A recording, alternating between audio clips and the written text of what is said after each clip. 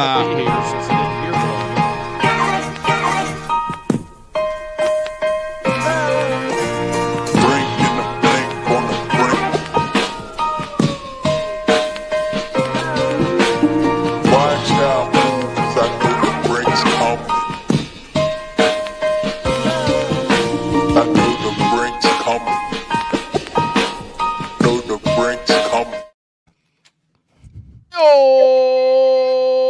spirit fingers. Drop them down. Mr. Hal, let me see your spirit fingers. All right.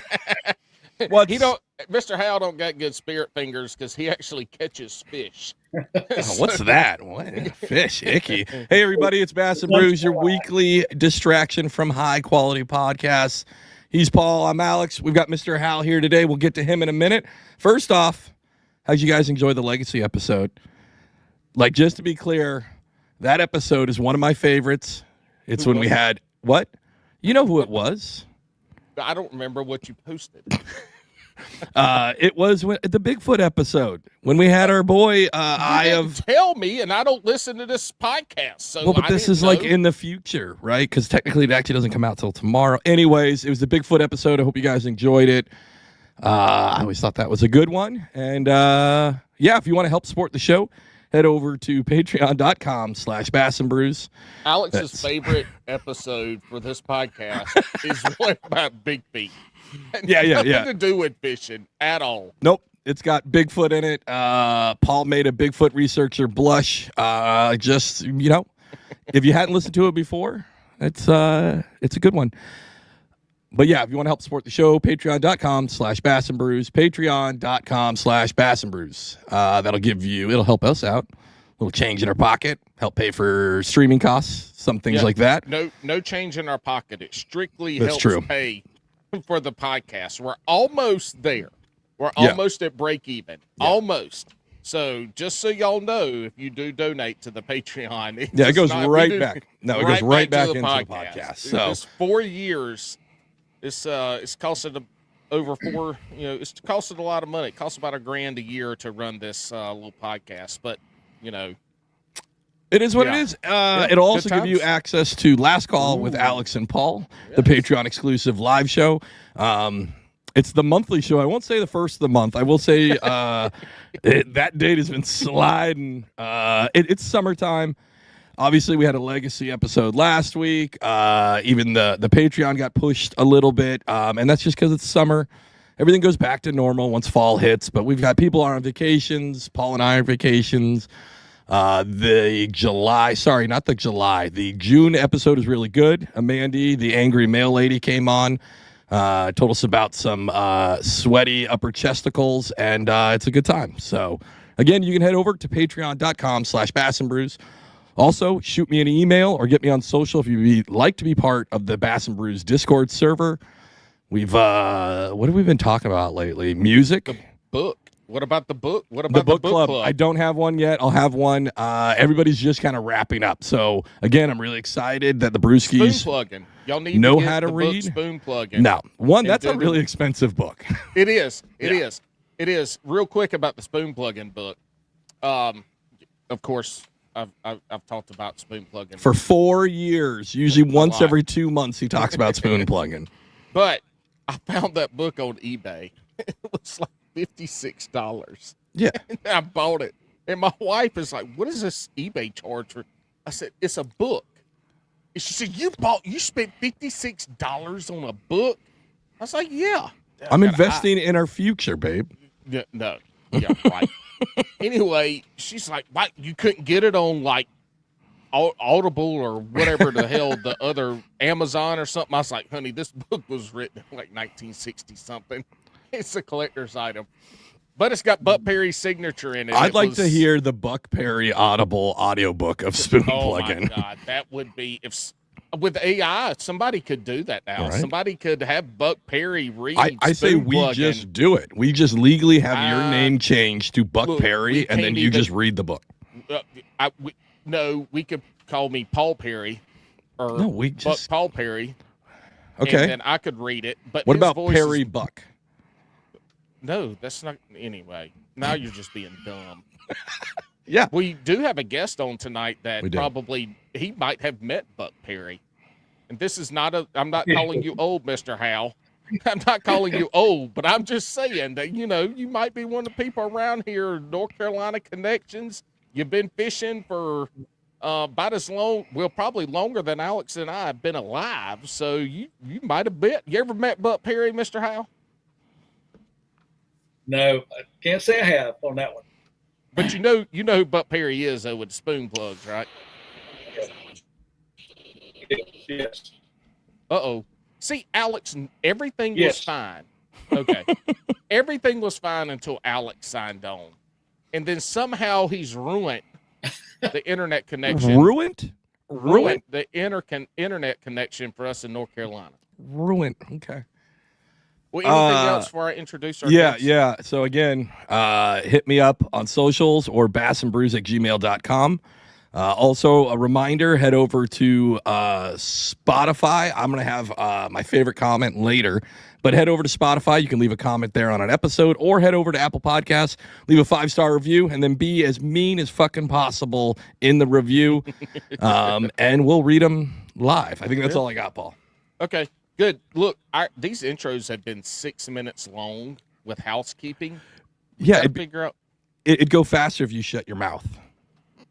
You know what? Yeah. I can't color commentate if I can't commentate. We don't need you to color commentate the intro. Like that's not your job at that point.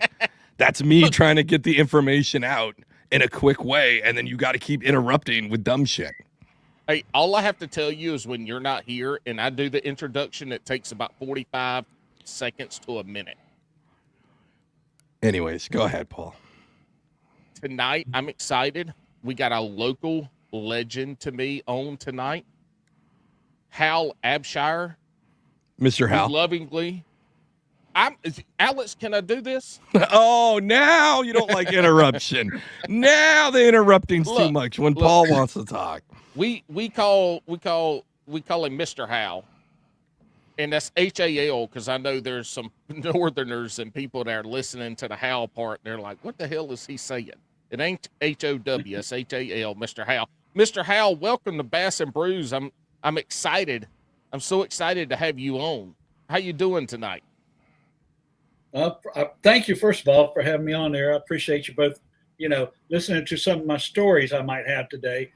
Not Buck Perry stories, but maybe some others. But hopefully your listeners will kind of enjoy maybe tonight, even with I'm on it. So who knows?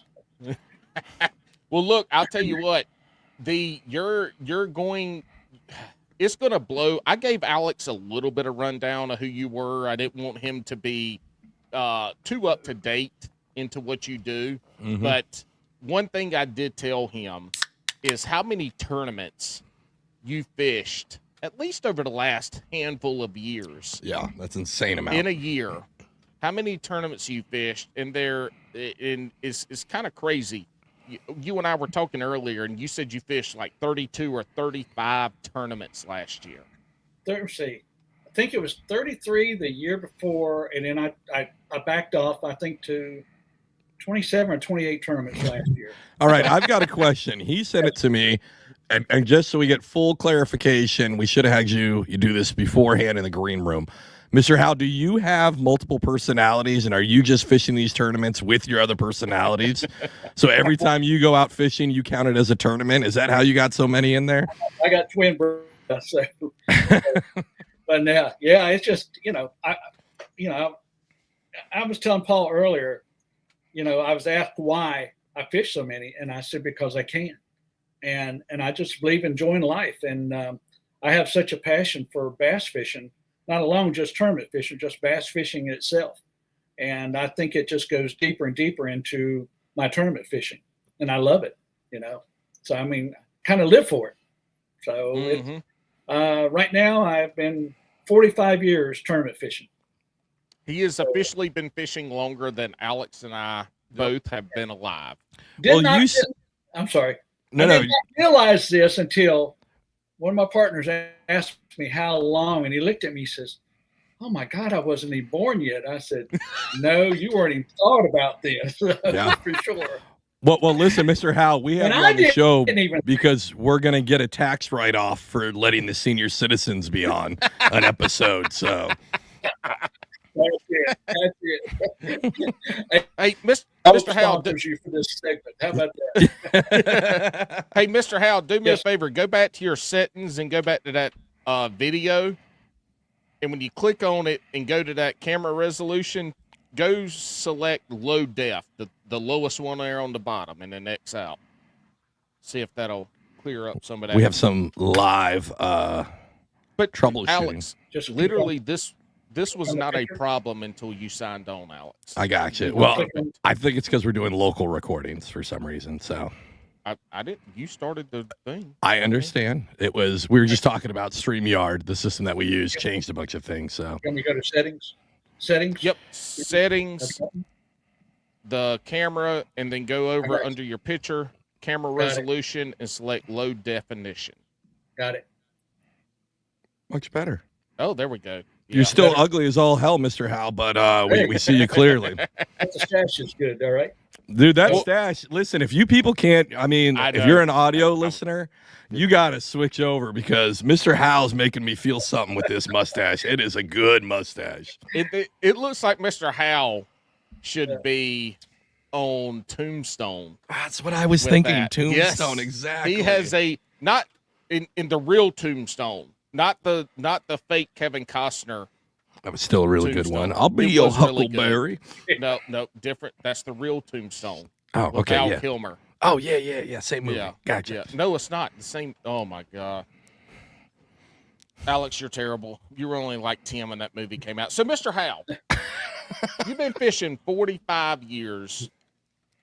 You're a North Carolina local. Tournament fishing.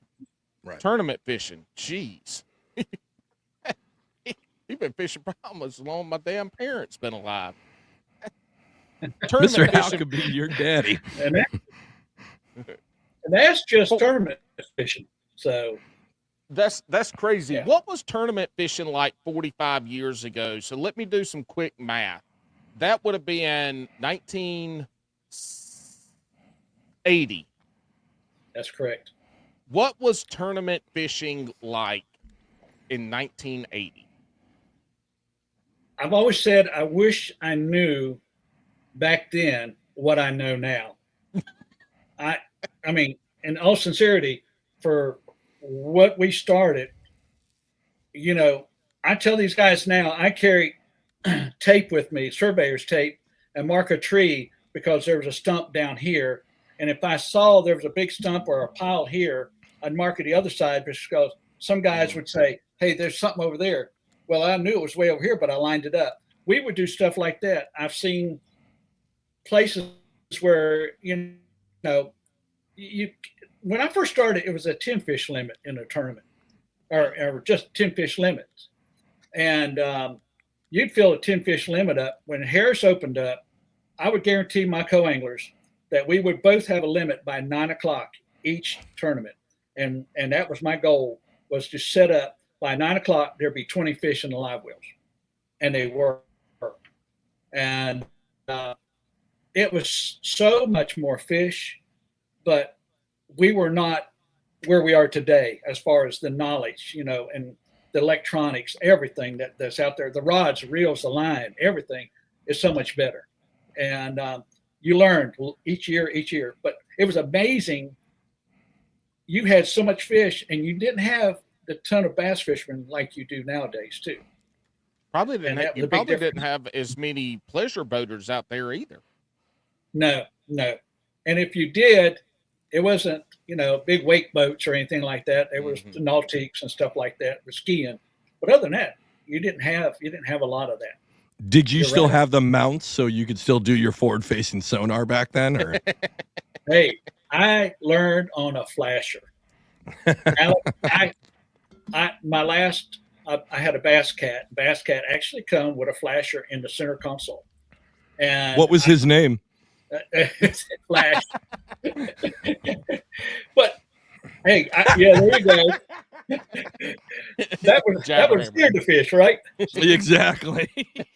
Yeah. But I had kids get in the boat with me and said, "What is idea what a flasher was, and that's how we learned, was on the flasher. It was great learning, but it was completely different back then.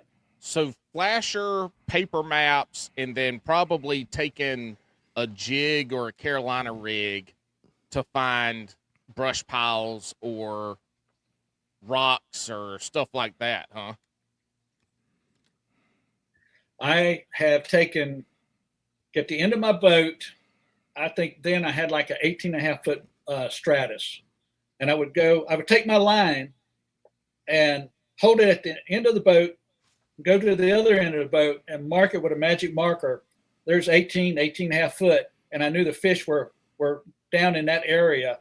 And I would let my line out to my black marker and we would jig with a spoon. And when I say spoon, these guys are throwing hubcaps now. And we would throw 2 to 3 inch little Hopkins or Johnson spoons back there. Like a jigging spoon, right? So now I'm throwing, yeah. And so we would do it that way. And there was just different little aspects that changed completely. I tell everybody that, I'll go, we would mark it with a magic marker. And you know how far later on that big one. So you had to learn, but it was a good learning experience.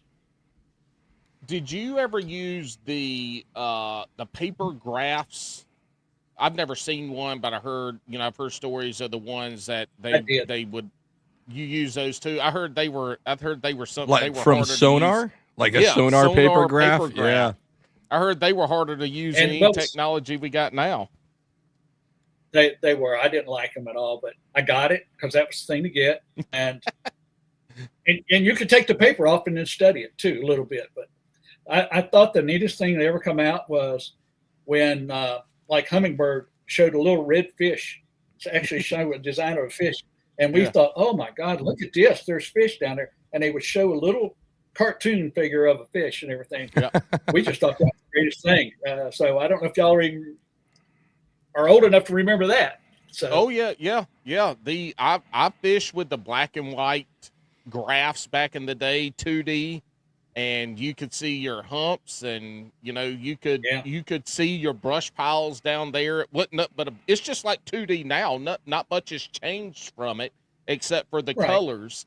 But it was black and white, and then you had the fish ID on, and it would beep every time a fish was around, and it would show you the big fish and little fish and medium fish, and you spent a bunch of time out there fishing for something that was probably a school of minnows.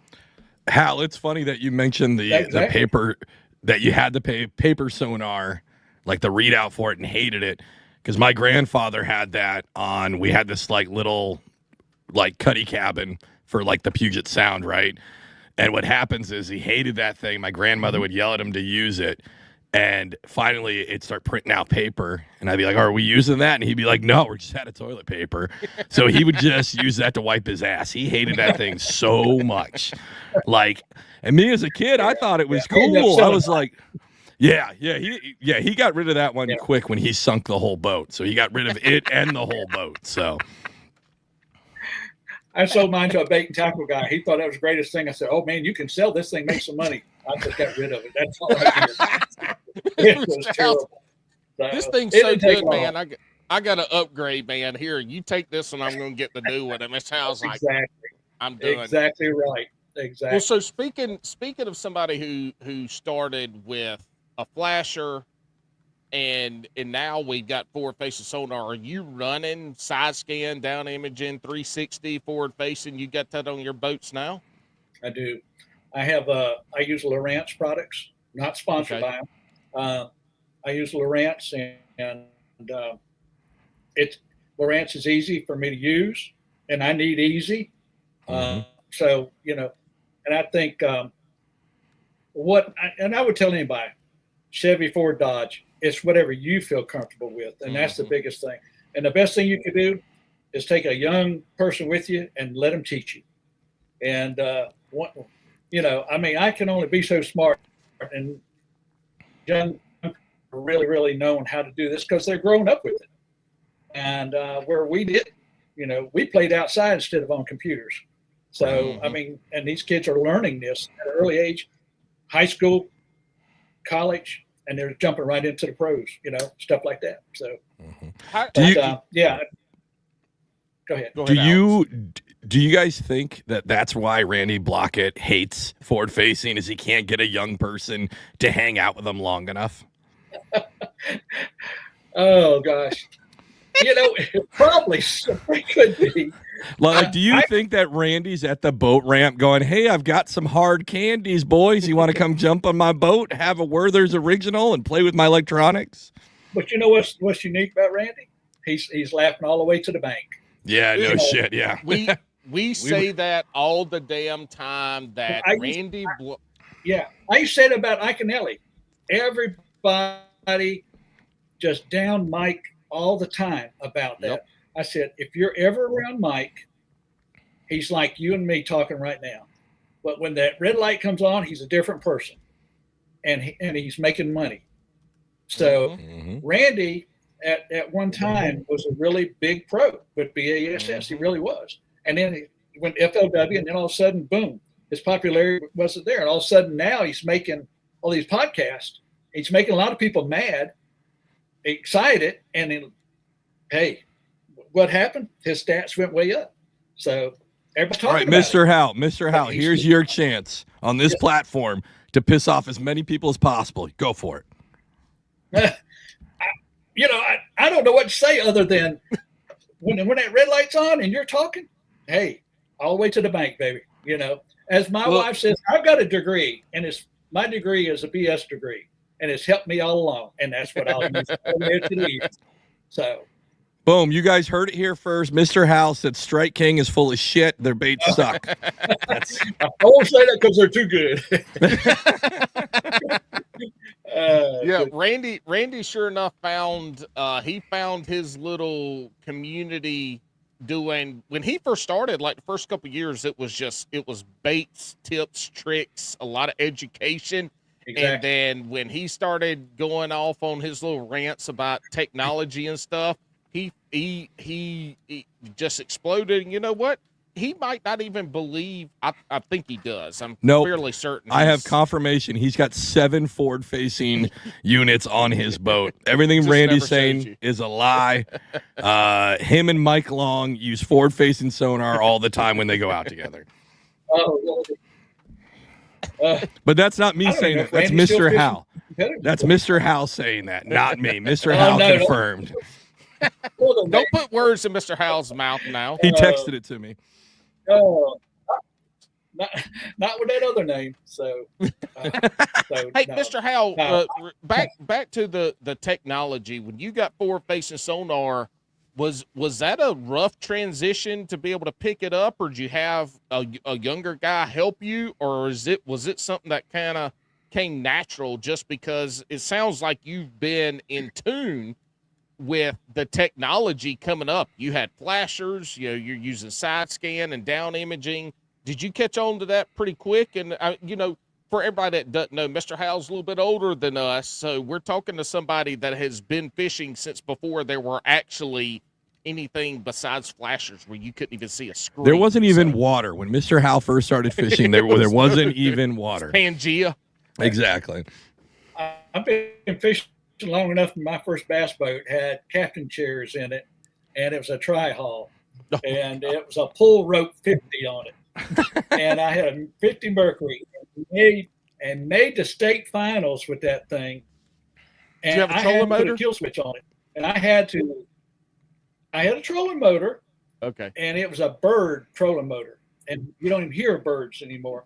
But I had to rig up a kill switch to tie around my wrist and show them that it would do it. And the guy told me, he said, I've never seen anybody jump up from one seat to the back and pull a rope of 50 and take off as soon as they said it. I was so embarrassed because I was around all these guys with all these sparkly boats, and I had a tri-haul with these big captain chairs like this.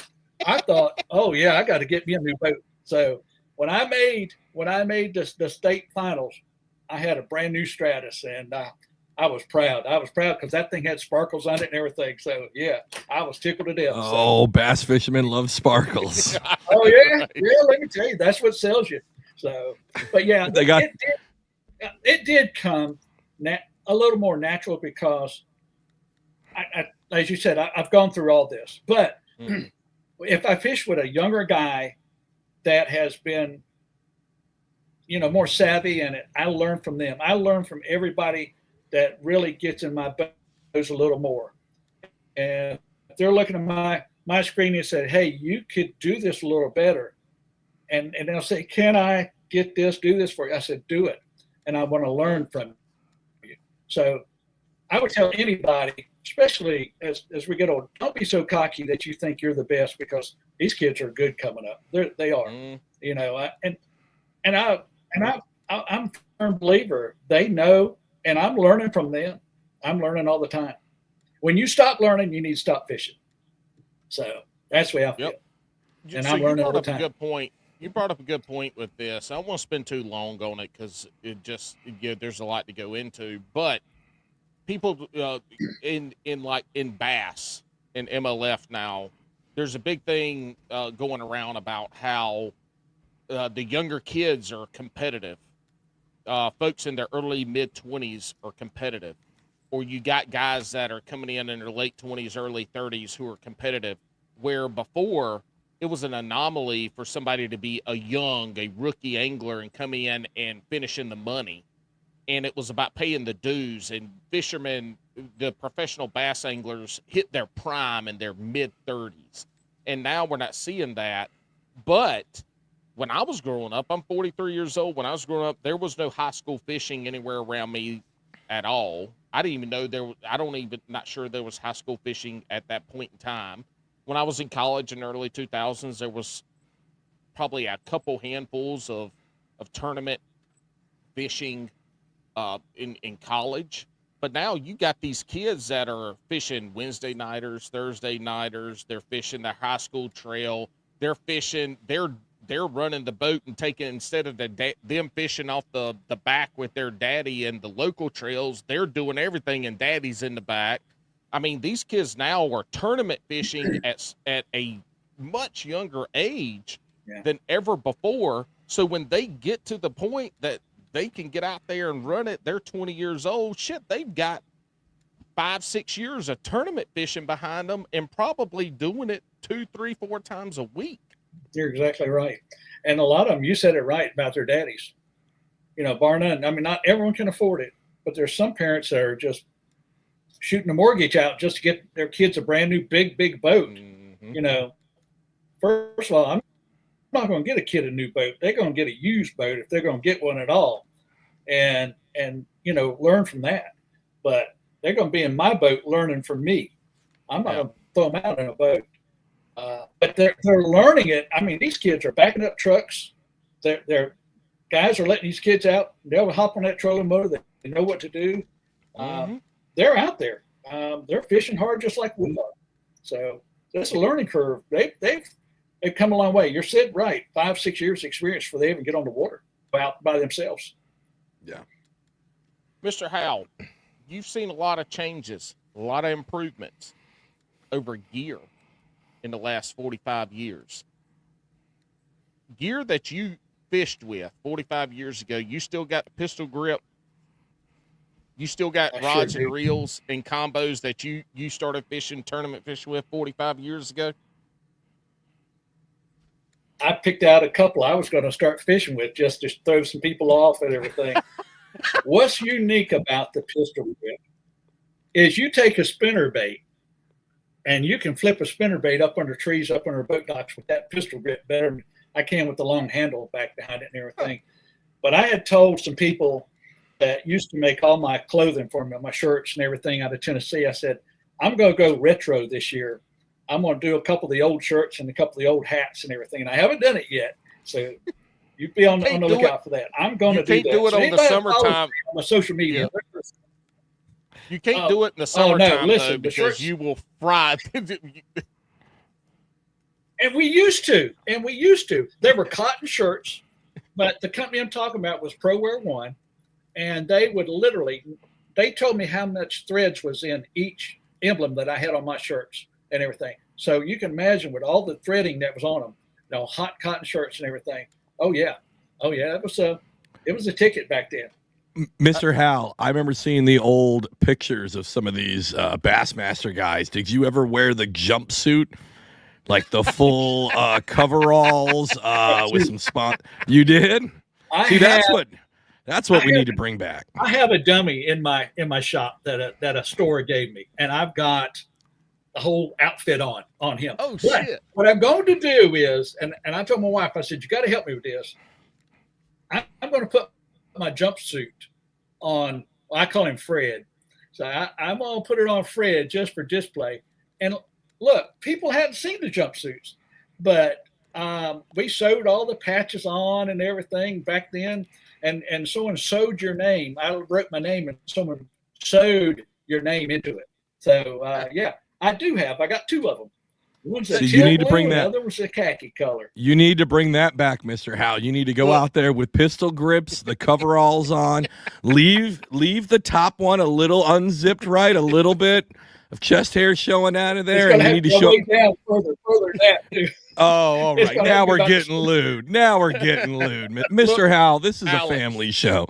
Alex, I'm quite impressed with you right now, because I was about to say something about the vest that guys used to use. The vest is bad too. That's where Alex was going, which was the best. So yeah, Alex, you get further back.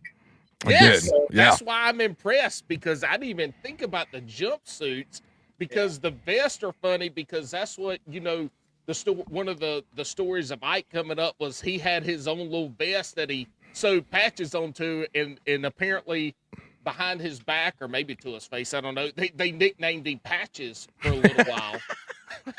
But Alex took it back to the damn jumpsuit. That's a good one, Alex. I will tell you, in 1980, that's when I wore the jumpsuit. Yeah. And after that, I started wearing the vest. So, but that's what everybody was wearing. We thought that was a cool thing to do. So then all of a sudden, everybody went to the vest, and the vest you could put your stuff on, and you could go from there. The vest is awful. The vest, you look like a failed Girl Scout. It is the worst. Like the jumpsuit was way better. You had a little. You had a little class. Jumpsuit is if you have a overactive bladder like I do, you might as well just unzip it and tie it around your waist, because it's like women that wear rompers and got to go to the potty. Also, if you aren't trim like some of these young guys and you're one of them fat guys, I'm going to tell you what, you put a jumpsuit on, you're going to look even fatter. But I think we need to bring that back to the sport. I think we need jumpsuits with the vest. Put them all on at the same time. Mr. Hal, your championship tournament you got next weekend? Put that jumpsuit on. Wear the jumpsuit. No, I'm not wearing it. And bring out the pistol grips and everything. I don't know. So are you the boater, or is your partner the boater? How does it work with who you're fishing with? In this one here, if it stays on falls, it's going to be my partner. He just got a new boat, so we're going to use for falls, and me, Jordan, and the other lakes. So it'll be on his boat. So that's where it's going to be. It's perfect. Just for you guys, I'll tell you what I'm going to do. I'm going to go to my social media after this week coming up, and I will get out the jumpsuit. So make sure to tag us in it. And I out there, and I actually just took a hat out I was going to wear, and it was old Team Win Dixie was on it even, and it's the old hat with all the brim on it and everything. Yeah. And I took it out of the hat. I took it out of my boat. Yeah, just like you got with that. But I've got some of the old hats in there that I've saved up. So. And I told them all I'm going to bring them out this year. So I'll have to do the best and take a picture. We'll put it out there. We'll do some stuff on it. So that'll be amazing. With my jumpsuit. Dude, the jumpsuit. You and I have talked about doing some fishing. What we got to do is one of these weekdays where I can actually come and fish one of these night tournaments with you. That's what we got to do. Is you need to show up with some pistol grips, in the jumpsuit and the hats, and win or lose, it's a nighter tournament, so we don't have to worry about a thing. Win or lose, we go out there, we have a good time, and we take it back to the damn 1980s. Yeah, the pistol grips I have, just to tell you how old they are, They are the lightning rods. When Hank Parker was big with the Berkeley lightning rods. Yep. And that's what we all threw was lightning rods back then. You go to Walmart and buy them for $25, $30 at the most. And of course, that was pretty high when you didn't have a lot of money back then, but still, we all got lightning rods, and pistol grips was the ticket right there. What was I got a few still in there. Was it like the round Calcuttas? Yeah, no, Abu Garcias, the big Garcia, Yeah. And I mean, big heavy ones and everything. But then, they started getting a little smaller, and then they got turned to plastic from the metal and everything. They got lighter. But yeah, when I first started, it was looked like a watermelon on top of that 5.5 foot little pistol grip rod. Yeah, it looked like the reel from the Jaws movie. Oh yeah, with a big pin on it, and everything. And you either had, there was two lines back then, Berkeley Tri-Lane or Strian. I mean, It was like there wasn't 20 other different companies out then too. So you just looked at those two there, and we either guys liked one or the other, and that was it. So you could tell the guys were Strian, they had that blue line coming out of them. Yeah. So works out. So that's what I had back then. So yeah, wow. And God forbid if I got over a 14-pound test line on it, that was the ticket there. So that was it. I wonder if anybody in the history I wonder if anybody in the history of either professional or semi-professional bass fishing has ever won a tournament with pistol grips and a Zebco, like the shit you would fish when you were a kid, right? I wonder if anybody's actually won a tournament with that. Woo Dave's. Oh yeah? Yeah, look at the Classic when he won it. And you'll see I won't tell you it's the Zebco, it might be, okay?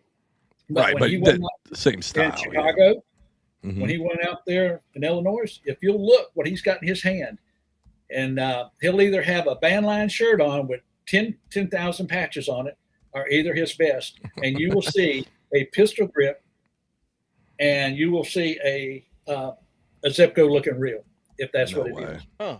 Because when he fished a lot he's from the James River area of Virginia. He fished that with closed face reels. And you would see, but you watch a Classic, if you look back on that, you'll see that. What year would that have been, Mr. Hal? I figured he was going to ask me that. I'd say Alex is looking it up. I'm looking it up. I got it already, Paul. Do you see a picture of it? I'm trying to find one right now.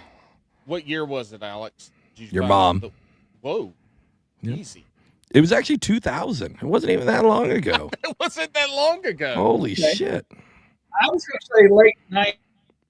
I thought it was late 90s, but about 2000 would be. But looks like he's hiding them. Man, he's got a good vest. I'm gonna tell you that much. His vest and his beer belly. His vest. His vest and beer belly is on point. I'm gonna pull this up here. It is amazing. Share screen. Yeah, he always had a vest or either the bandline shirt on. Yeah. Look at this man right here. That's not the picture I wanted. Okay. All right. You see the third picture over with his Woo Daves on it. So this one. I lost my wife and daughter. I lost my wife and daughter at the Classic up in Virginia, and I put missing one wife and one daughter, and they put me on national TV with his logo on it, and they're filming it. And I had guys from Alaska even calling me, "Hey, we saw you looking for your wife and daughter." And Woo, to this day, has always remembered that. So yeah. That is awesome. Dude, he had Woo fans. He had Woo fans. It's just a fan. Yeah. This man is a genius. Woo fan. That was so big. Woo fans. We need to bring those back. When you see all the patches. This one? Yeah, you see all the patches on right there. Yeah. Oh man, this one they didn't even try to they didn't even try to make it look cool. They were just like throw every patch onto it. Those were iron-on patches. So yeah, they were just throwing them on there and ironing them on, baby. Oh, that's hilarious. Yeah.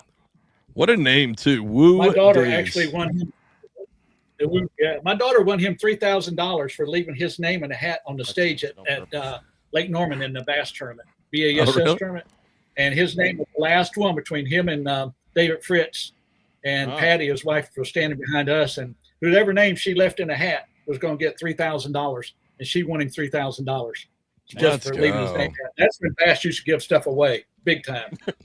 So, that's when you showed up to the weigh-in. You could win $3,000. You could win. When I was there, Klung won a truck. He said, "Well, I'm going to give this one to my other daughter because I gave the last truck to my first daughter." Damn. So yeah, just giving out trucks like it's money. Trucks. Yeah, 3 Chevy trucks. I believe that tournament was given away. The only thing they're giving out now is repos on trucks because folks can't afford to do these tournaments. Yeah, it's crazy. So a rig now, a truck and a boat. You good guy though. Yeah, that is. See, that's the old school stuff. That was towards the end of that old school era as well. It started really turning around into the jerseys in like the mid 2000s. Pretty much when ESPN got Bass and they started in 2006 with the Elite Series, you started seeing more jerseys and less of the jumpsuits and the vests and stuff, right? Oh yeah, that's exactly. So you see a whole change, not only from wardrobe to lures to boats to everything, electronics, everything's changed. So I will bring back the old school. Yes, I'm going to do it. I want to see it. All right, Mr. Hal, you've been fishing. Hold on, Alex, real quick. Go ahead, Mr. Hal. I was going to say, when you come to visit, I'll dress up Fred and we'll get some pictures with him. So we'll do it. Look, Alex and I have been doing this 4 years. We met for the first time this year. He came down. We camped at Jordan Lake. Yep. But this is a great reason to come back down now, Absolutely. Alex, because we can go to Mr. Howell's fishing garage, just air conditioner, and we can see all the old school stuff, and then we can go out on his boat. But real quick before we go, one of the other things you don't see in fishing anymore that you used to always see was people chewing tobacco. And I ain't talking about snuff or Zins or Velos. I'm talking about packs of Beech Nut and Red Man. Nobody chews like leaf tobacco no more fishing. Well, nobody does that at all anymore. But I mean, the major you'll watch trail. They'll put a little stuff, a little packets in them. Yeah. Fritz used to chew about a half a bag. David would always chew a half a bag. He'll still do it today. I had a buddy that was fishing with him. He was from New Jersey. And Dave told me, he said, I quit all that stuff, and I fished with Dave. And he said, I finally asked him for some of that. He said he put a half a bag in his mouth for the whole day. And so, I mean, a lot of guys back then would fit. But if you notice, if anybody's smoking or anything with tobacco products, they won't film them either. They won't show. In fact, I've been told in several tournaments, we won't film you if there's any smoking in line. You can't do that. You can't do anything with tobacco. So big change. Well, that is crazy because for 20 years we had the Red Man Trail.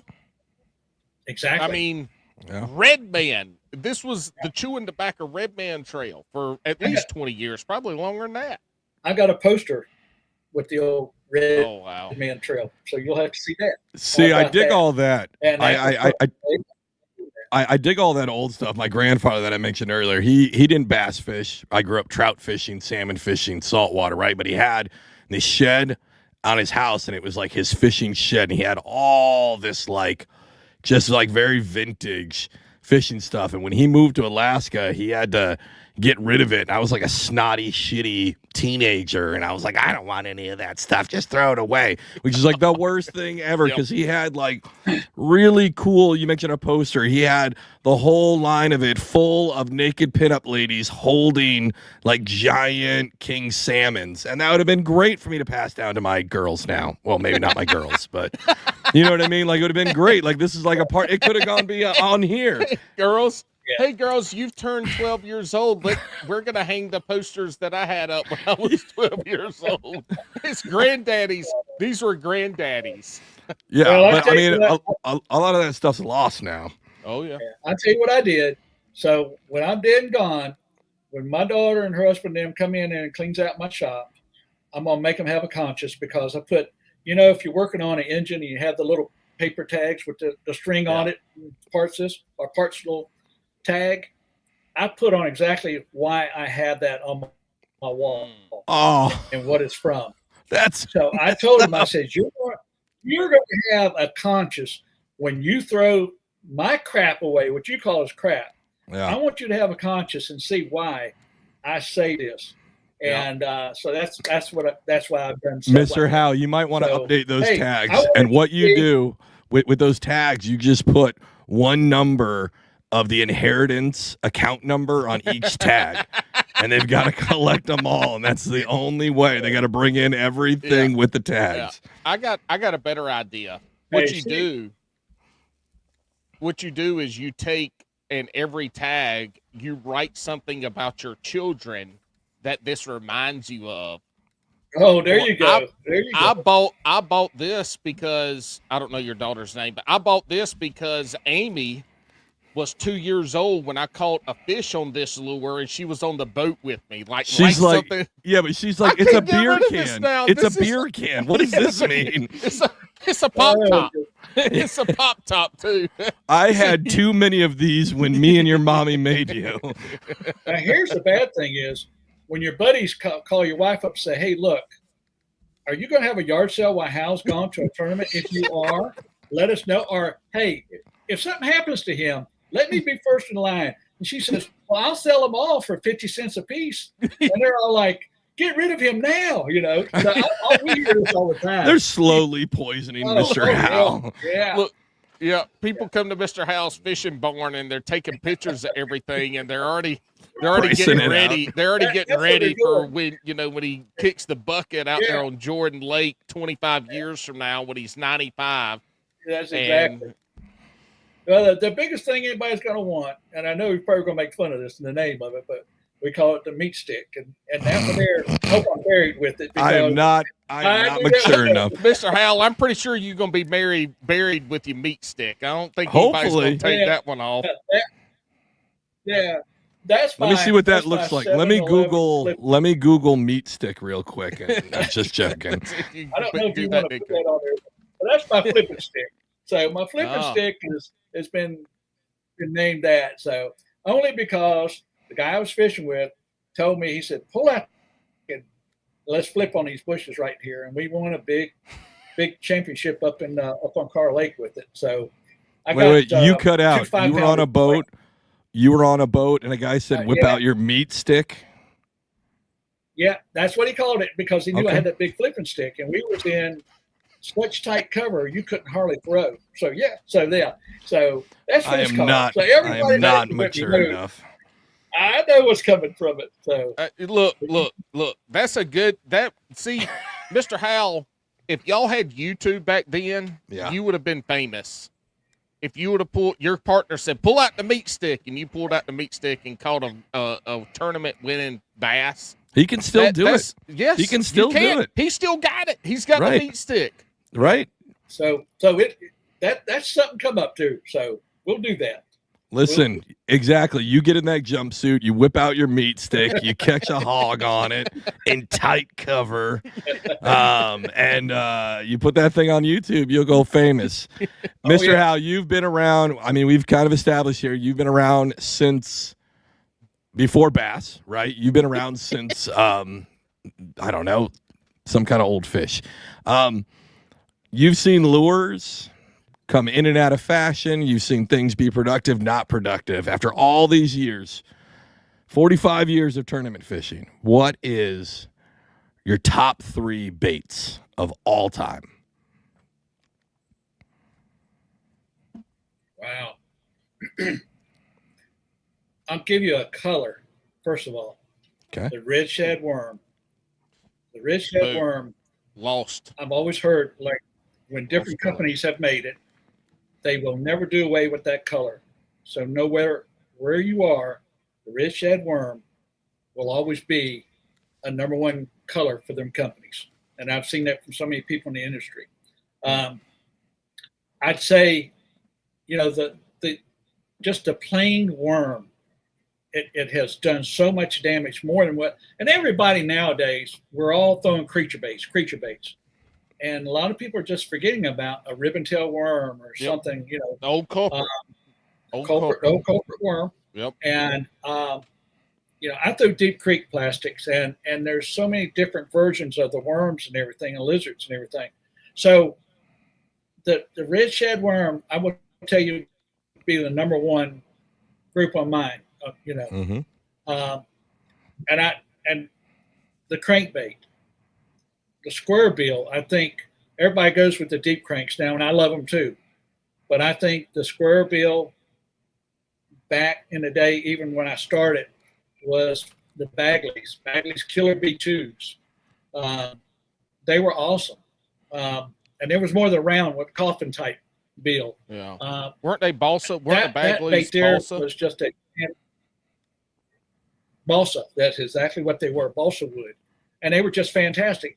But there again, my knowledge of what I have now, what I didn't have then, we used the same hooks that came with them, and especially back in those days, they were old silver gray hooks. The saltwater God forbid if I ever sharpened one, you know.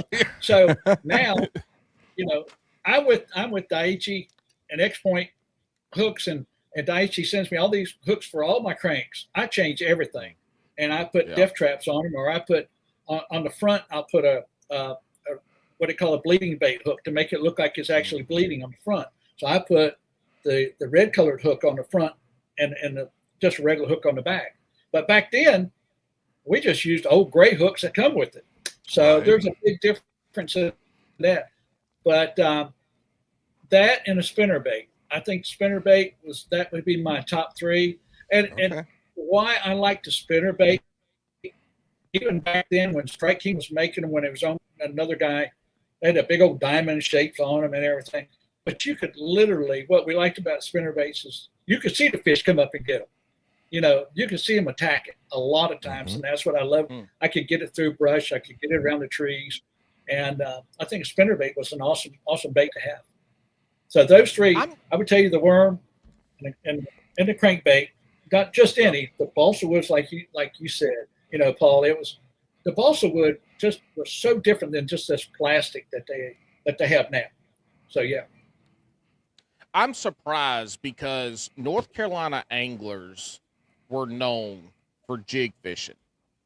And I could have, if Alex would have asked me to guess your three, I would have said the curly tail worm, the corporate curly tail ribbon tail worm, and the spinnerbait. I would have guessed those two. But instead of the square bill, I would have guessed the jig, because back in those at least the 90s, early 2000s, when I was watching bass and the magazine and all, North Carolina anglers were known for the jig. Now, we obviously know that's a great lure, and I'm sure that would probably be in your top 5, if not number 4 for you. But what I'm saying is, I'm surprised you didn't say the jig. Yeah. All right. And I was going to tell Alex, but if I had the fourth one, it would have been a jig, and it would have been a black and blue jig. Black and blue. It didn't have to be. As long as it was black and blue, that's all you had to throw. And you're right. Uncle Buck's I wanted to say jig bad, but he gave me 3, and I would have thrown the jig right in there. So yes. Hey, I know Alex has a question, but I've got another old school question for you. Today we have a rod for every single thing that we do. We have a worm rod. We have a swim bait rod. We got a jig rod. We got a Carolina rig rod. We got a cranking rod. We got a square bill rod. There is a rod. We got a rod for bladed jigs and spinner baits. How many rods did y'all have actions back then? Was it just like 1 or 2, or what was the rod selection? Or you just had a rod and a reel and you threw whatever the hell, you just, whatever you you just tied on whatever the hell you did, and you threw it out there, and all your rods were the same. What was that like back then? I think back then we got what we could afford, first of all, and then you threw what felt good to you. No one was telling you, hey, this is what this rod's good for. Nowadays, they're putting it on the handles, they're putting it on the rod, saying, "Oh, this is it, this is it." And some of you guys listen to that. But back then, talking about flipping sticks, I had, and I still got it, and I'll have to show that to you, the telescopic flipping stick, because I remember those. Our boxes wasn't long enough for the rod boxes, and the boats that we had weren't long enough for that long rod to go in. So we actually would have to pull them apart to have a telescopic flipping rod. So I've still got. Were they all like medium heavy? Would that be kind of what they were? And they were probably only 6'6" at the most. Man, I thought 6'6" was gigantic back then. And I can remember the first time that I started flipping. Y'all are going to laugh at this probably, but I watched a Roland Martin show over and over and over because I didn't know how to do it. Right. We didn't have YouTube. All we had was a magazine that come out once a month. And man, when Bass Pro Shops come out with a catalog once a year, everybody was on the phone calling each other. Man, what page are you on? Because we were looking at, that was our candy land right there, you know? So, but yeah, I probably fished with maybe 8 rods back then, maybe 10 at the most in my boat. And I tell you, almost every single one of them was a lightning rod, because I could get it at Walmart. You know, that's just a place to go to that you could get them. And Hank Parker was throwing lightning rods back then. That was the cool thing, you know. So we heard all that advertisement, and there you go. And I still got them in my shop. And there were certain colors on them. If people don't know this, there was a lifetime guarantee on some of those rods.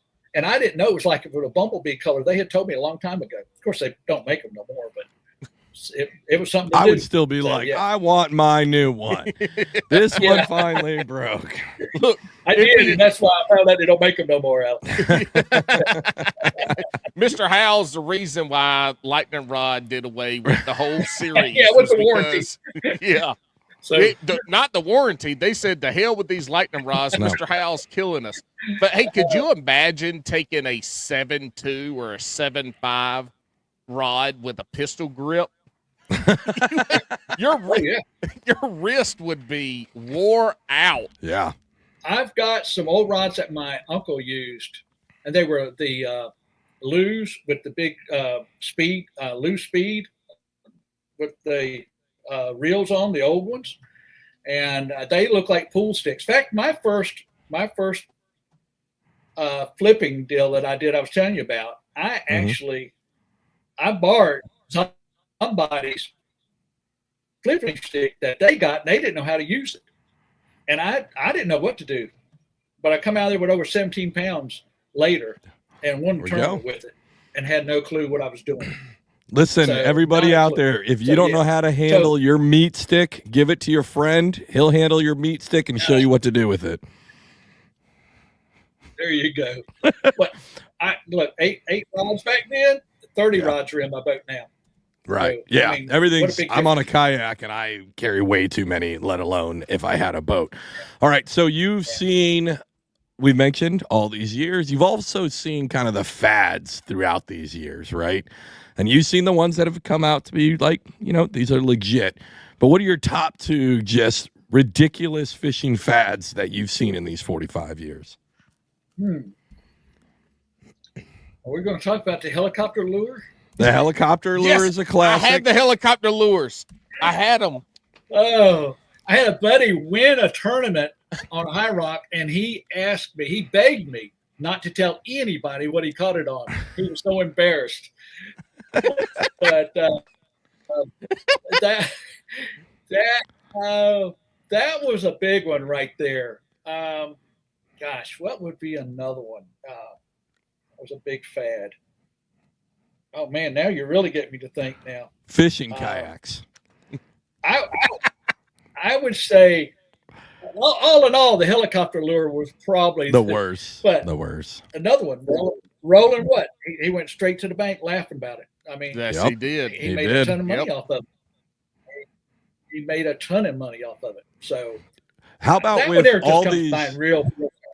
I gotcha. It's a tough one. I probably should have only done one. How about with all these new techniques, especially within the last like 10 years? I feel like every 6 months there's a new rig, right? There was a period in bass fishing recently where there was Tokyo rig, floater rig, all these rigs, right? Do you find, are there any of those where you're like, this is fucking stupid and I cannot get behind this, you can't figure it out, or you just don't believe in it? Is there anything like recently where you're like, this is dumb? I do not throw to Tokyo at all. Okay. At all. For some people it works. Yeah. I don't have a use for it. Now the one I haven't tried, and I bought a package of them, is the dice. And okay. the reason I did is I want to do it bed fishing because I really think that's going to be good. And right now I see if I'm going to do the dice is that it looks like it has to be on a drop shot. And so there's certain places and I mean, and Paul, as you know, the lakes we got right here, we don't have the boat docks and stuff here. You know, it's all wood structure and stuff like that if you're going to throw it. So we don't have a lot of boat docks, but you got to go to Tillery, Baden, Norman, you know, stuff like that, and Gaston. So I'd like to get around some boat docks and try it, get it up underneath there as much as I can. So I see a lot of that is coming out of Japan now. And if you look at a lot of the Japanese anglers now, they're throwing stuff that they're talking about, oh, I'm putting stuff in, the juice has been in there. Well, dude, you ain't got nothing over on me. I've been doing that for years. I got stuff that will stink them out, you know, as far as I've got stuff in bags that I don't have to hide it. You'll smell it when it comes out there. And I've got stuff I can marinate in you're talking about jig fishing. I've got a bowl that I actually can put a jig in and let it just soak in it before I flip it. And yeah, I've been doing that for a long time. So again, Mr. Hal is saying, you know, when he pulls out his meat stick because you'll smell it. You'll smell it. You'll smell it. That's right. That's right. But I mean, if you watch Japanese anglers, a lot of them are hiding all that stuff. Yeah. Hey, you know, I don't have to hide it. You'll see it in the bags that I got. I take Spike It spray. They got a formula, a spray, and I spray all in the bag. And if you leave it in there, it will smell like anything, but it stays on it. And so it's very unique to do it that way too. So yeah, there's some of the stuff that I'm sliding after that I do. So I can't tell you everything. Oh, you can tell us everything here. We only got like 4 or 5 listeners. Listen, so. If you want to hear all of Mr. Hal's secrets, head over to patreon.com/Bass and Brews. If you sign up now, he will tell you all the secrets of handling meat sticks and catching fish. Look, Mr. Hal, there you go. He knows I'm over here fishing against him in some of these tournaments. So if I was to leave, he'd be sharing all the information. He did. But he's he like, did. I as soon can't. as you got up and left. I went to go tinkle and Yep. He Man. Let it out. Well, look, I'm not going to listen to this podcast, so your secrets are safe, Mr. Hal. I don't blame you. He said, I don't blame you. Mr. Hal said, thank you for having me on. I'm so excited. An hour and 3 minutes in. Is this like, I'm not going to listen to this podcast, and now, Mr. Hal, I don't blame Is this Drunkwood's dad? Is that who we have here? Exactly. This is John King's grandpa. Don't listen to this. I combed my stash for this. Is that what you're saying? Yeah. Dude, we got to get a shirt with Mr. Hal's face, and it just says, "I comb my stash for this shitty podcast." Yeah, no. Yes, we need this logo on my hat. Oh, you've already got the logo. Wait a minute, where's it at? How do I do this? There it is. Yeah. Oh, yes, this is it. And instead of Hal Abshire fishing. Yeah. Fish, what does that say for? It's hard for me to read. I'm colorblind. It says, fish, fear, the stash. Oh, my God. That is awesome. Do you sell that? So that is my brand, yes. Can people buy that? We're going to start making them. We're going to do that. We're going to do some other stuff with it, too. That would accommodate people, yes. I'm buying that. Mr. Howe, you We need are working one. on that right now. Mr. Howe, Yeah. you need I've to got take the that shirt, logo. too. You need to take that logo, and you also need to create one that says, what'd he say? I comb my stash for this. Yeah. Question mark. Question mark. There's your Yeah. that's my business card. There we go. Good. When those hats go on sale, I'm buying it. one. Okay. Listen, Paul. All right. Paul, if we were a better podcast, we wouldn't have to buy them. Yeah, there we go. See, I don't have to buy it. Mr. House is going to send it for free. We'll work with you. Alex, he feels bad for you because he's a real vet and you just were in the Coast Guard. Shut the fuck up, Paul. You draft dodging piece of shit, Paul. The only thing that Paul dodges is the line at the all-you-can-eat buffet so he can get right to the front. Bob and weave, baby. If you bob and weave, nobody ever know it's you. Ridiculous. Do you hear what I got to put up with? I got to put up with this draft dodger, never served his country, trying to throw shade. It's okay if we do it, but he can't do it. I'm just trying to lead into Mr. Howell's past about being a veteran. So to do that, you go, I'm going to do some stolen valor to try to join into the conversation, Paul. I didn't claim. Paul gets really mad. You get really mad when I say you're doing stolen valor. But I was a wildland firefighter and a police officer, so not the same. I did serve. You can quit your job at any time. You can't quit your job in the military. You did. I retired. Amen. You quit. I retired. Yeah. No. But at any point in time, Mr. Howe, what branch of the military were you in, and how many years did you do? I was in the Air Force 20 years. 20 years. See, wait, hold on. You can't give me crap. He was in the chair force. This guy stapled papers and stayed at the Hyatt. That's what he did. There were no Hyatts back then. No, but we looked for him. Exactly.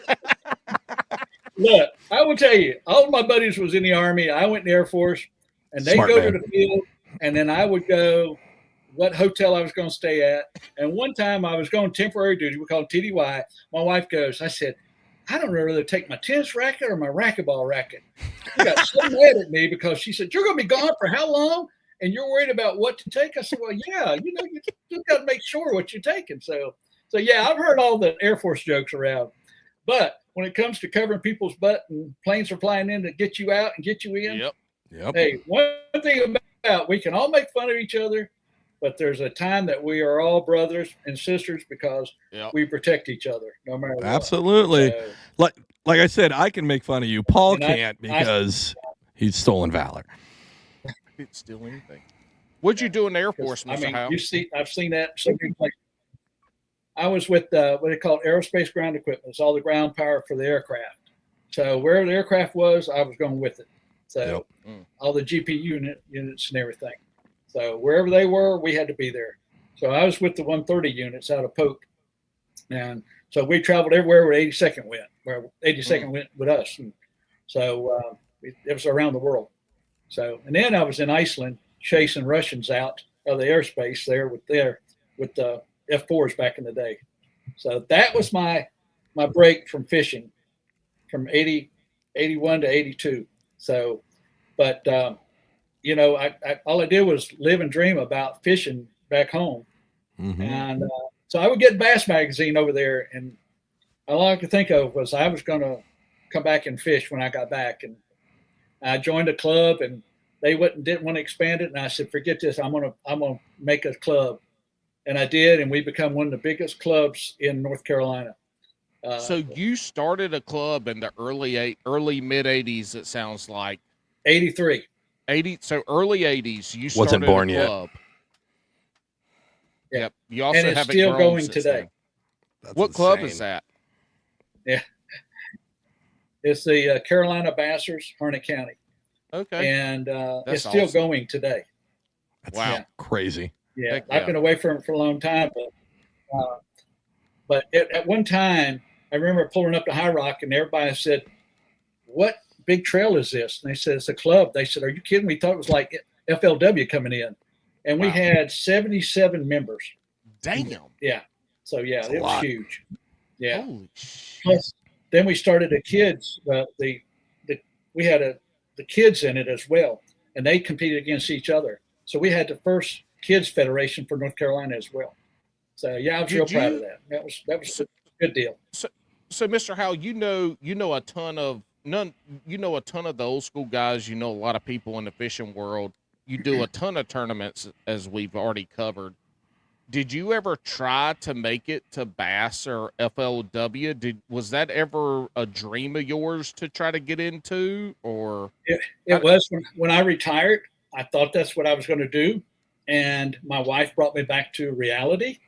And oh yeah, well, here she goes. She says, if that's what you want to do, she says, we'll sell everything we got and we'll follow you all over. Damn. And when I'm looking at my daughter is like 10, 11, 12 years old, somewhere in that frame. And back then, the pros now are homeschooling, but no one did that back then. And I'm like, I can't do that. I thought about her. Now, my wife, yeah, we could do that, if it was just me and her. But she said, we'll sell everything and we'll follow you. Now, how many women are going to do that, But she told me flat out. And I think when she laid that on me and I looked at my daughter, I said, I can't do that to her. I want her to have a life at school and, friends and everything. But now they're traveling all over. So, but yes, I did. And that was going to be my deal. And then when FLW came up, I was actually fishing a tournament on Carr Lake when they were there. And the guy won so much money, it was unreal back then. I mean, they just opened up a suitcase and gave it to him. And I'm like, man, I should have done like a drug deal. I would have won. Yeah, actually, that's what it looked like. They would actually bring a suitcase in with the money. And I bet it was a Samsonite. So, it was something with some nights in it. They had nights around them. So, yeah, it was. That was always a dream of mine. And then as you go on longer and longer, you're like, okay, crap. You're not going to do it. So let's stick to the area. And then a few years ago, I started getting closer to home instead of traveling so much. I still travel, don't get me wrong. And I started winning more and more because I was more familiar with different areas and everything. So if you're smart about it, you can actually do good in this. This man's read my mind. I was going to ask you, because you do 25 to 35 tournaments a year the last handful of years. So my question was going to be, can you make let's not call it a living, but can you, if you are good enough, can you make money? Can you pay your entry fees, pay your lures, get some sponsors? Can you have a decent side hustle? Let's call it a side hustle. Fishing just regional tournaments. For us, I would say Carolinas into Virginia, maybe Georgia, like that, this southeast region, maybe Florida. You can make a little bit of money doing that. Yes, you can. And you got to be smart about it. When I say that too, you got to know how to present yourself. You got to know how you're going to present yourself to sponsors, potential sponsors. You never know who's out there looking at you in the first place. And I tell everybody, if I tell you anything, I try to help as many people. In fact, I had a reporter get mad at me one time from the Raleigh area. Good friend, but he got mad at me because I laughed at him. He says, you should do this for a living. And what he meant was I had such a good resume. He wanted me to sell it. And I said, no, I'm paying it forward because someone helped me one time. And I believe in showing instead of selling it. I want to show people how to do it. So if you go out and represent yourself well, people are going to look at you. And all of a sudden, non-endemic and people in the industry might come up and say, hey, here's a little bit of money to help you, for your next tournament. Here's a little bit of money to help you with gas. And that's a big thing. I have been very fortunate. And I'm just going to tell you this flat out. Haters are going to hate. Back when I first started this, I had the patches. I had all that. And I had all the little haters was going to hate because, and I used to tell them, while you're playing with baby's mama, I'm on the computer, I'm learning, I'm seeing what the industry wants, what they're looking for. And I sold myself to everybody.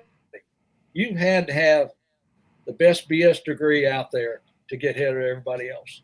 And I did that. And I worked hard for it.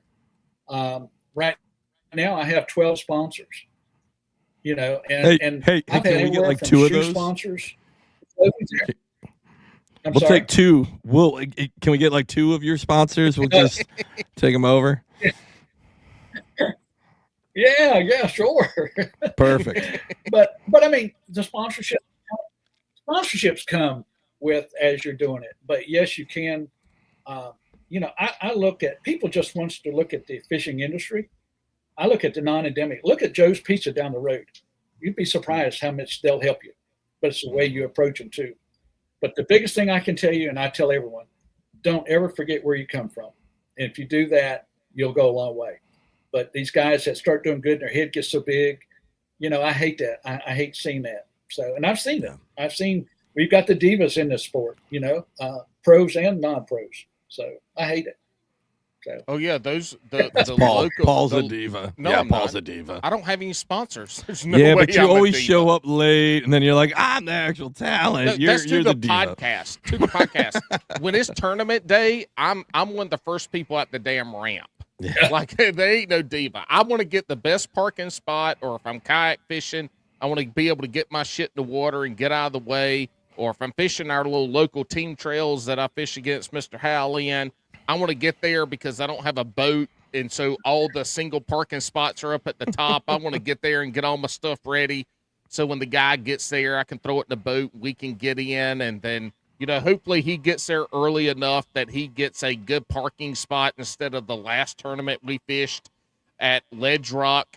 He was parked at the front of the boat ramp on the right side. And Mr. Howell, I don't know if you were there at that tournament, but it was Father's Day weekend at that Cat Trail tournament on Falls, and it was a nightmare. I was inching out. I was trying to block people to get out, but anyway. My partner showed up late. He was the second to last boat to put in, and so he parked his boat. I'm good. Hold on. My air conditioner was screaming. I had to beat it.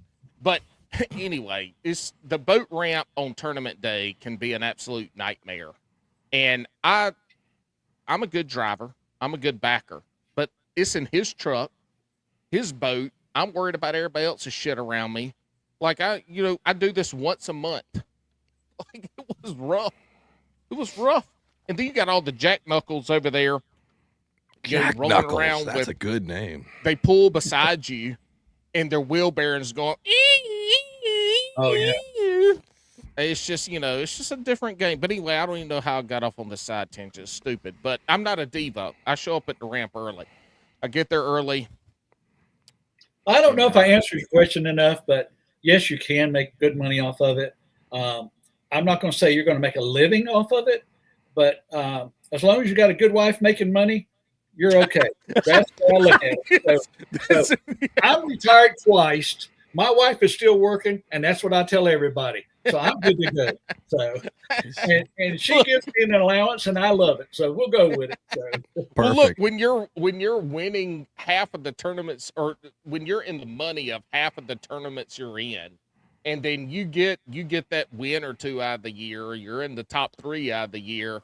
You get to put some jingle jangle in your pocket now, and stuff. You get to give her, say, hey, honey, I just put $1,000 in the bank account for fishing this weekend. She's like, oh shit, hell yeah, we ain't seen that kind of money in 2 weeks. You need to step it up, buddy.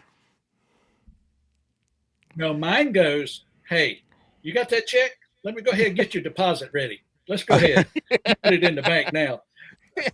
But, well, here's another thing. You talked about the money part. I for the longest time, I have my own fishing account where I'm not taking money out of the family bank. Yeah. And if I could tell guys that keeps a lot from argument. Hey, you're taking money out of there. That was car payment, And once you start getting low over there, you go, I got to step up. I need to maybe go practice a little more. When it gets low, you start thinking, well, my sponsor money hadn't come in yet. I got to do something.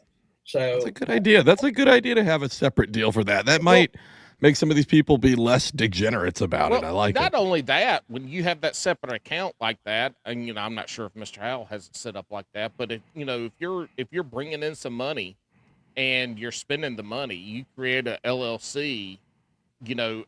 After 3 or 4 years, if you're just paying money in, it's a hobby, not a business. But if you are bringing in some profit from that, there's some tax implications that can help you out as well.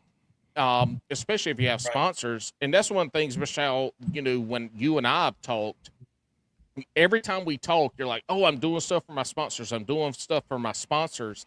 And I feel like that's where a lot of people will fall short with sponsorships, is that they don't continue to promote, not necessarily promote, but to do the work for their sponsors. And every time we talk, you always have stuff going on with your sponsors. And that's where those folks become loyal to you. That's where other sponsors, potential sponsors out there, see that loyalty and see the work you're putting in. And that's how you get some of those extras in. That's exactly right. I've always told everybody at these shows, like ICAST is coming up. Do you know what the handshake is at, let's say, ICAST or at the Classic? Alex, do you know what it is? You know what the handshake is? Here's the handshake. That's the handshake. Oh, yeah. It's this. And I tell all my sponsors and in place I'm at in the booth, I said the handshake comes out when you're really shaking somebody's hand. For the most part, people got their hand out, not a handshake. And I've tried to tell everybody the difference between me and a lot of guys out there is I actually do a quarterly report. I've done it forever. And I give out a quarterly report telling what I do, not only on the water, but off the water with my community as well. So I'm showing that I represent them 24/7. And that's what a lot of people fail to understand. So if you're out there screwing up, and they see it on social media especially, then, that's a big thing that'll go against you there. So I've always said, don't you show done up messed up. You done messed up by being on this show. He's about ready to go down. He's going from 12 sponsors to 2. He's sharing those 2 with us. Exactly. There you go. But if you think about it, it's just the way you handle everything. So I've always tried to do it. I make sure they get all my reports, see what I'm doing. Not only, hey, look, if I have a bad tournament, I'm telling them I'm having a bad tournament. In fact, I've got a guy that is my promotions manager, and he is a retired vice president of Pepsi worldwide for marketing and sales. So you don't think that he gives me homework to do. Yeah. And he literally tells me, here's your homework. You need to get this done. So he was tickled to death that I was going to do this podcast with y'all tonight. And we're already talking, okay, we got to get this out on our reports and everything. We got to so he's already given me homework ahead of you two guys. That's perfect. Hey, that's also the perfect time that you mentioned that guy from Pepsi, because this episode of Bass and Brews is brought to you by Coca-Cola. Oh, yeah. Thanks. You just killed me there. No, don't listen to Alex. I'm a Pepsi-Cola guy. Coca-Cola's trash. Gross. Coca-Cola's trash because you have to look. It's trash when you have to put bourbon in it to make it taste good. All right. So Mr. Howell, that's to me, that's a lot of what you talked about with the sponsorship stuff shows that if you are engaged and you're not a social media content creator. You put stuff out there, but you're not out there filming with 2 or 3 GoPros on all your stuff, putting social media out there. But you got sponsors that believe in you and they give you money. They help you out with tournaments to do that. And to me, what that says is that is a good blueprint for people that are just fishing regionally, locally, that you can do it. You can go out there and you can get your entry fees paid and your fuel paid for and some lures and stuff like that and make some money on the side. I mean, you just have to put the work in for your sponsors for them to continue to give you money and for you to get new sponsors in. Well, look, Mr. Howell, we getting close to the end here. And speaking of sponsors, we have the last thing of this podcast. It's the only scripted part. But before we get to it, we want to give you a chance to shout out anybody that supports you or any of your sponsors before the end of the podcast, before the shotgun. Okay. Wow. Now you're having to really remember everybody, huh? So don't lose nobody. Well, hey, make sure you say Pepsi, because so far it sounds like that's probably the only person listening. Now, yeah, I will tell you this. I do have a goal in all this, and I might have told you this before. My goal before I quit, if you will, tournament fishing is I want to get to 200. And when I say 200, I want to get 200 top fives. Right now, I've got 187 top five finishes. Damn it, man. And so I'm hoping in my lifetime, for the good Lord takes me away, I want to be the Richard Petty of the fishing. Richard Petty had 200 wins. I want 200. Wait, didn't he die in a fiery crash though? No, he's still alive, dumbass. Alex doesn't know anything about NASCAR.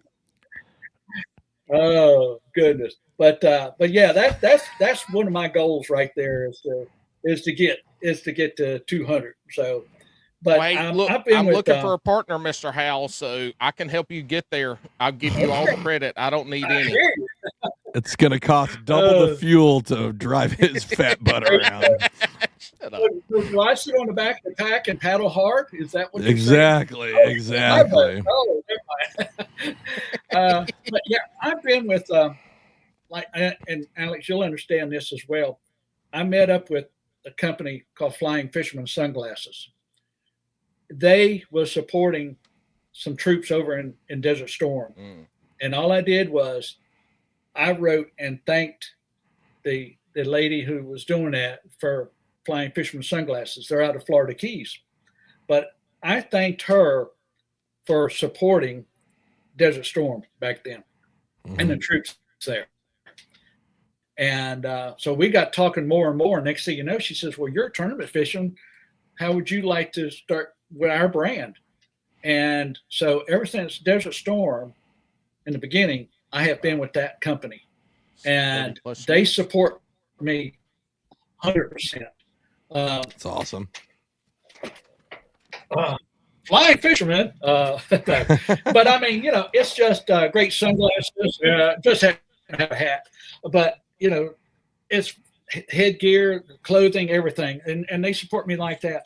But I've been with them that long, and my hook company, I wrote and thanked them for what hooks they had back a long time ago, and next thing you know, we're in a relationship of saying, hey, how about fishing for us? And I've been with Daiichi and X-Point hooks and Pro X hooks now forever. And so those are 15, 20-year sponsors. And you don't hear that much anymore. No, you don't. It's awesome. I've just been with them for so long. Those two big companies right there have been with me forever. And so I'm with Blessed Bet Baits. That's another veteran. He makes all of my jigs, all my spinner baits, buzz baits. And I've been with Deep Creek Lures for I don't know how long now, for at least over 10 years with them. And Deep Creek is a local company out of Dunn, North Carolina. And I've been with Onyx. Onyx was another good deal. They met me down at ICAST one year. The guy says, what would you like to have? I said, money. He said, other than that. So, I mean, we went with products, I told him flat. But next thing you know, you're not going to beat around the bush. Walmart. I need money. Yeah. Well, I'm walking around Walmart shopping, getting groceries in and everything. I get a phone call. It's Vice President of Onyx from Minnesota. And I'm like, I'm sorry, but I'm in Walmart right now. She said, doesn't matter. And we want to support you. And it's been a relationship and a half. Onyx life jackets, rain suits, and everything. So you never know who's looking at you. And at the time, I'm at ICAST, and I was with Gator Guards, Kill Shield Company. Yep. And he says, I wish you had a resume. I said, wait a minute. I lifted up out of my briefcase. Here's your resume. I don't go anywhere in these shows without a resume. Yeah. I know everything's computerized, but you get paper in your hand. Here's what I tell everybody. You carry a resume with you to these shows, and you give it to somebody. They're going to be there 2, 3, 4 days that week. They're going to sit back after they got through talking to the baby's mama that night. They don't have nothing else to do. They say, let me look at this paper. Gives them a little something to do. Next morning, they'll come back and talk to you if they like it. So that was my gig in that, and they loved my resume. Well, look, lightning rods will still be around if they had sponsored you, and they really missed out. Maybe somebody will hear this podcast and come out with the lightning rods of the 2020s, and we can roll. But look, it's time for Alex to go into the last part of this podcast, Mr. Howell, and this is a good time. I'll let. What's that? Give me one more thing. If you go to ICAST and you come by the Spike It booth, Spike It is who I've been with for about 15, 20 years as well. Spike It dies. Almost matches mine. Just happen to have that. So if you happen to come by there, you can meet me at the Spike It booth as well. You guys will be able to spot him out because he'll be the dapper-looking older gentleman in a jumper. Yes. he will look like he was from the movie Tombstone, but in a jumper suit. With it would patches. Be what was it? It'd be Tombstone meets the 70s. So it's a weird mix. But look, Mr. Howell, next year for ICAST, we need to get Alex and I down there with you. We'll all wear jumpsuits. We'll all wear jumpsuits. We'll put patches. We'll have a great time. But, Alex, take it away, House. All right. It's time. Boys and girls, let's see how far down the rabbit hole we can go today. Woo! It only takes one. All right, Mr. Howell, here's how this is going to work. This is the Bass and Brews patent pending shotgun round. We're going to ask you a rapid fire set of questions. We just need you to answer it. We don't need an explanation unless we specifically ask for an explanation. And the only kind of rule for it is that you have to actually answer the question, not one of these like, well, maybe, none of this, wishy-washy BS. You got to answer the question. And it's super important because it's either going to raise you to the highs to become a serious angler or take you down to the low, dark waters. Mr. Howell, are you ready for the shotgun round? Let's do it. Yes or no? Is this you? Who are the young? Just joking. Are you going to spend more on a... All right, Mr. Howell, is this... Who are the young college girls going to sleep with?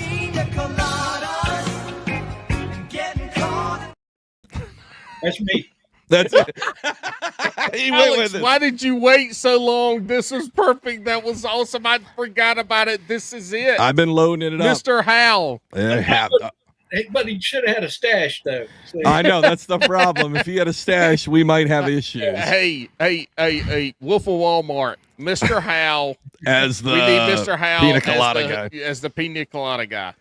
Yeah. Hey, Mr. Howell, you've given a lot of good advice. Here's some advice we can give you. Find a degenerate and have them make memes for you. The kids love them. The kids love a good meme. You don't have to find them. We will get you in touch with a degenerate that can make the best memes for your stuff ever. All right. Are you going to spend more on a rod or on a reel? Reel. Okay. Is it Crocs? Or is it flops? Crocs. Okay. What? No, I would have never guessed. You wear Crocs?